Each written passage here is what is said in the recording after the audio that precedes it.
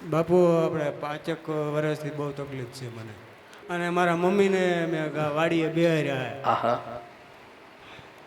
બસ આ અને ઘરમાં તકલીફ રહે. શું પ્રશ્ન શું બને તમારે? શું થાય છે તે? ઘરમાં પ્રોબ્લેમ બધો રહે. બરોબર. એટલે પ્રોબ્લેમ ઘણી પ્રકાર, કયો પ્રોબ્લેમ કયો ખબર પડે મને એમ. મંદવાડ રહે અમારે. હા એમ. અને ધંધામાં કોઈ સેટિંગ નથી આવતું. ધંધામાં તમે મંગળવારા છો, બરોબર છે. અત્યાર સુધી કોઈ કરોડપતિ થયા નથી, થવાનું નથી કાંઈ. મંગળવારા છો, બરોબર. અત્યાર લગી કોઈ કરોડપતિ થયા નથી, થવાના નથી, એટલે એ તમે ભૂલી જાઓ. અને એ ધીમે ધીમે ગાડી હાયલા કરશે. આ એક નંબરનો મીંઢો છે. અને હા, એક નંબરનો મીંઢો એ મંગળવારો જ છે.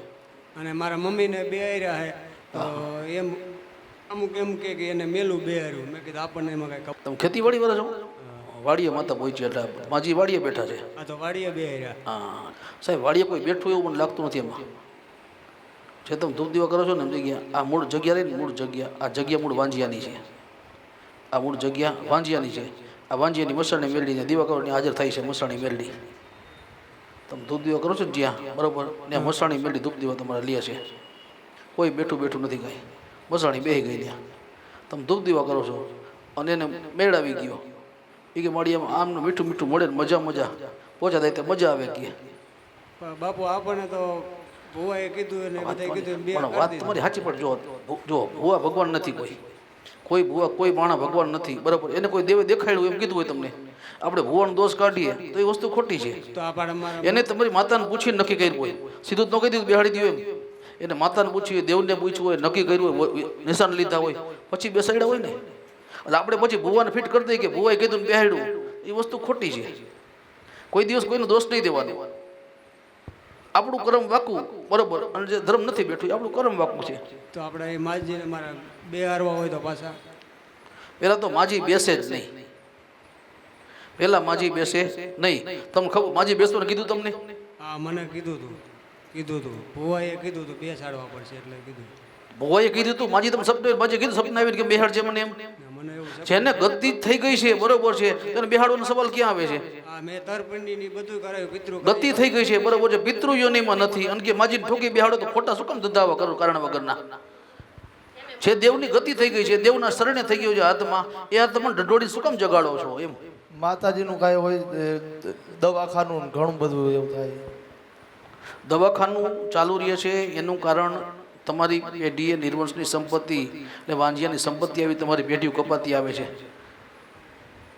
તમારો 1 2 3 4 5 6 ને 7 ઘરમાં 2 જગ્યાએ પેઢી ઊભી રહી ગઈ છે, બરોબર છે.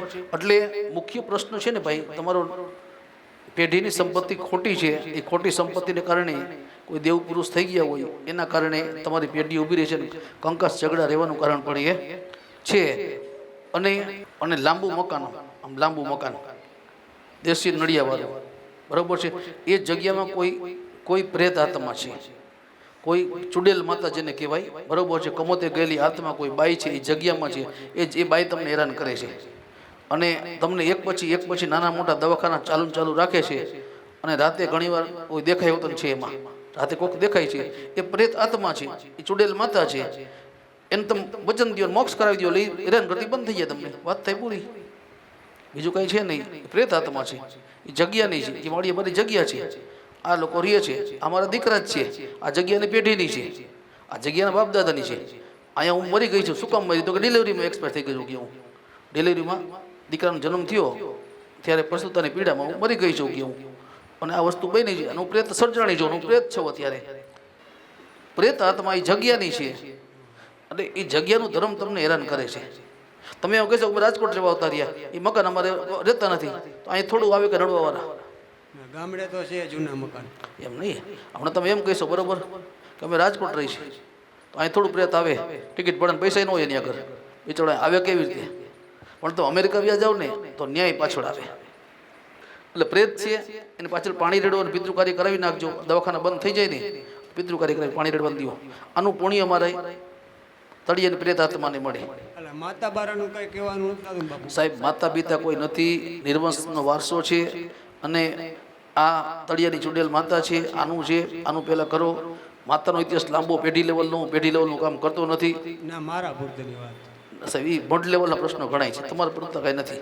તમારા પૂરતા 2 જ વસ્તુ છે. આ એક તળિયાની ચુડેલ માતા, બરોબર, એનું પાણી રેડશો, અને તમને 100 મહિનામાં થાય 40% રાહત અને 2.5 મહિના પાણી રેડો એટલે 80% રાહત થઈ જાય એટલે તમારે ગમે ભુવાને ગોતી અને આ પ્રેતાત્માનું પિતૃ કાર્ય કરાવી દેવાનું કાંઈ વાંધો બરાબર અને 11 માળે સવારે સાંજે તો કુળદેવીની કરવાની આનું પુણ્ય તળિયાના પિતૃને મળે બરાબર